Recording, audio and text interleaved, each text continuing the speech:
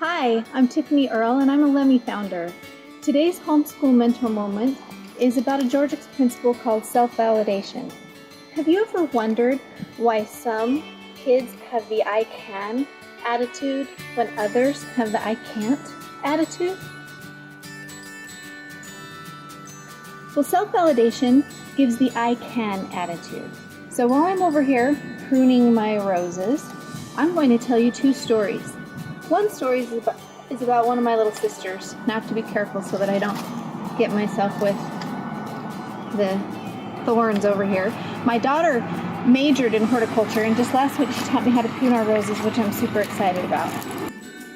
I come from a large family, and one of the younger sisters, because there were so many of us that were older, well, we kind of did her a disservice. We started doing everything for her because, you know, she was younger. So we got her dressed and we cooked her food and we helped her with everything. Well, by the time she was 18, she asked me if she could come stay at my house. And my daughter was about 10 at the time. And I hadn't ever put words to this principle of self-validation, but I could see a difference. My daughter, who was 10, could bake pies from scratch. And my sister, who was 18, had never cooked. So we started with something small, which was salad. And I remember I left the room for a minute and she said, wait, come back. You have to watch me cut the carrots. I don't know if I'm doing it right. And she needed me to stay in the room with her several times while she learned how to make salad and cut vegetables. And I've thought about this since then, and especially since being introduced to the person who trained us in the Georgia principles, William DeMille.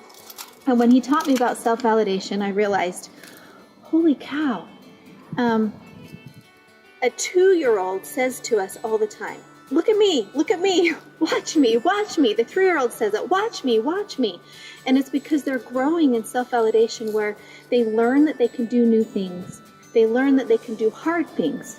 They're only hard in the beginning because the learning curve is really high. They have never done it before. They're learning all these skills. They're training muscle memory. And so it's hard.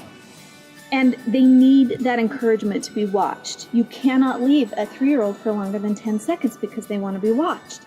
Well, because my younger sister had had so many things done for her, she was still at that place in development where she needs to be watched.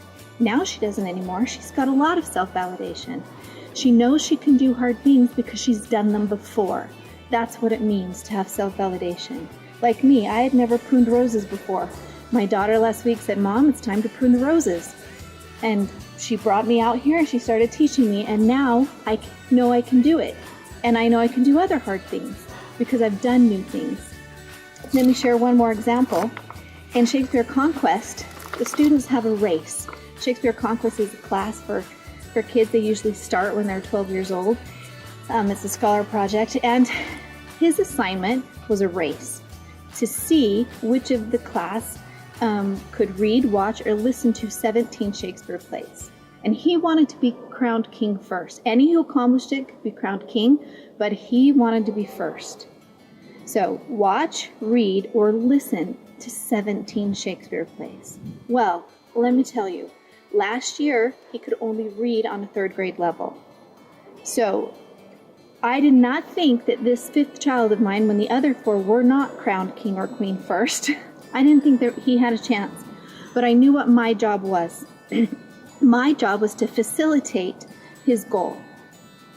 So I needed to go through and, before the race started, find the appropriate Shakespeare plays that he could watch.